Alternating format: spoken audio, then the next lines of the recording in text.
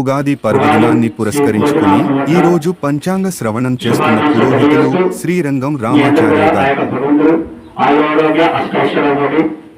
ఉద్యోగ వ్యాపార వ్యవసాయ అన్ని రంగాల్లో దినదిన అభివృద్ధి జరగాలని ఆ భగవంతుని మనసా వాటా కర్మణ ప్రార్థన చేస్తూ మొట్టమొదటిగా నేను శుభాకాంక్షలు చేస్తున్నాను. అందరినీ శుభంగా వాట. మనకు ఉన్నటువంటి తెలుగు సంవత్సరాలు 60.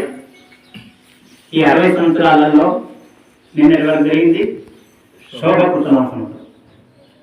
ఈ వేళ నుంచి క్రోధి నామ సంవత్సరం. పేరు క్రోధి. క్రోధి అంటే రౌద్రమైనటువంటిది. రౌద్రం అంటే కోపం. రౌద్రంగా ఉండడం, కోపంగా ఉండడం. ఈ క్రోధి నామ సంవత్సరం మనకు తెలుగు సంవత్సరాలు మొత్తం కూడా 60. ఈ 60 సంవత్సరాలలో ఇది 38వ ప్రభావం నుంచి ప్రారంభమై క్షయ వరకు అయిపోతుంది. ఇవి 60 సంవత్సరాలు. ఈ 60 సంవత్సరాలకు ఒక కాలచక్రం ఉన్నది. ఆ కాలచక్రాన్ని ఏమంటారంటే షష్ఠి పూర్తి అంటారు. 60 సంవత్సరాలకు మనిషి కూడా చేసుకునేది షష్ఠి పూర్తి అంటారు. మనిషి ప్రధానంగా ఎన్ని కర్మలు చేయాలంటే 16 కర్మలు చేసుకోవాలి. 16. 16 అంటే 16. అంటే 16 కర్మలు ఖచ్చితంగా ప్రతి మానవుడు చేయాల్సిందే.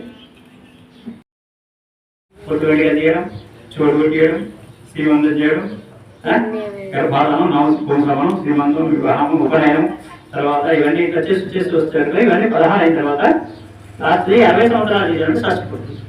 ఈ షష్ఠపూర్తి ప్రతి మానవుడు చేసుకోవాల్సింది.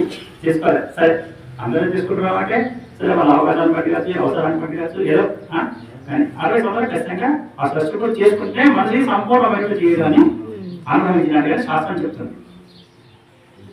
ఆ 60 సంవత్సరాలలో ఏం చేస్తాడు? మరి మనకు చిన్నప్పుడు కూడా బాల్యం ఉన్నాం, ఇట్లా వస్తాయి కదా. మా 60 సంవత్సరాలకు ఏమైతుంది కదంటే ఉగ్ర రోజు అనేటువంటి ఒక రాష్ట్రంలో ఆవాహన అవుతుంది మనకు 60 సంవత్సరాలు.